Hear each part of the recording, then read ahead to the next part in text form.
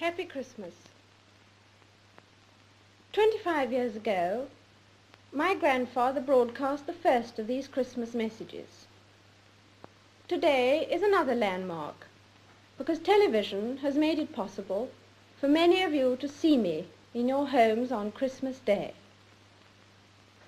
My own family often gather round to watch television, as they are at this moment, and that is how I imagine you now.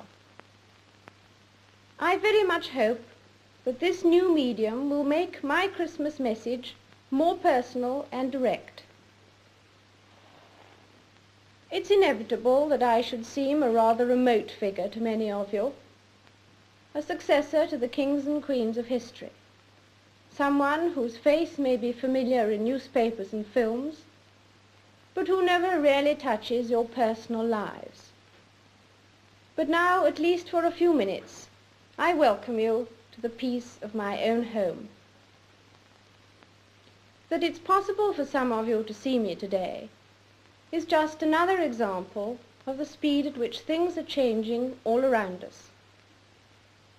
Because of these changes, I'm not surprised that many people feel lost and unable to decide what to hold on to and what to discard, how to take advantage of the new life without losing the best of the old. But it's not the new inventions which are the difficulty. The trouble is caused by unthinking people who carelessly throw away ageless ideals as if they were old and outworn machinery. They would have religion thrown aside, morality in personal and public life made meaningless, honesty counted as foolishness, and self-interest set up in place of self-restraint. At this critical moment in our history, we will certainly lose the trust and respect of the world if we just abandon those fundamental principles which guided the men and women who built the greatness of this country and Commonwealth. Today, we need a special kind of courage, not the kind needed in battle, but a kind which makes us stand up for everything that we know is right, everything that is true and honest. We need the kind of courage that can withstand the subtle corruption of the cynics, so that we can show the world that we are not afraid of the future. It has always been easy to hate and destroy. To build and to cherish is much more difficult. That's why we can take a pride in the new Commonwealth we are building. This year, Ghana and Malaya joined our brotherhood. Both these countries are entirely self-governing.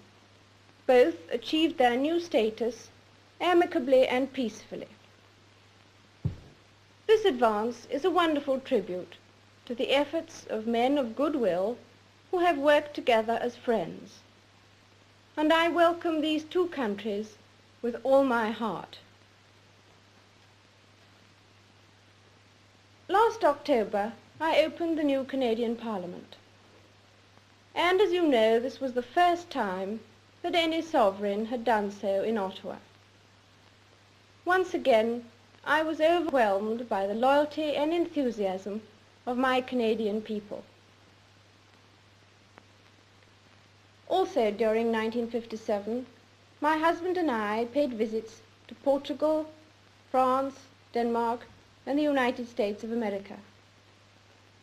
In each case, the arrangements and formalities were managed with great skill, but no one could have managed the welcome we received from the people. In each country, I was welcomed as head of the Commonwealth and as your representative. These nations are our friends, largely because we've always tried to do our best to be honest and kindly, and because we have tried to stand up for what we believe to be right. In the old days, the monarch led his soldiers on the battlefield, and his leadership at all times was close and personal. Today things are very different. I cannot lead you into battle. I do not give you laws or administer justice. But I can do something else. I can give you my heart and my devotion to these old islands and to all the peoples of our brotherhood of nations. I believe in our qualities and in our strength. I believe that together we can set an example to the world which will encourage upright people everywhere. I would like to read you a few lines from Pilgrim's Progress, because I'm sure we can say, with Mr. Valiant for truth, these words: "Though with great difficulty I am got hither, yet now I do not repent me of all the trouble I have been at to arrive where I am. My sword I give to him that shall succeed me in my pilgrimage, and my courage and skill to him that can get it. My marks and scars I carry with me, to be a witness for me that I have fought his battles, who now will be my rewarder."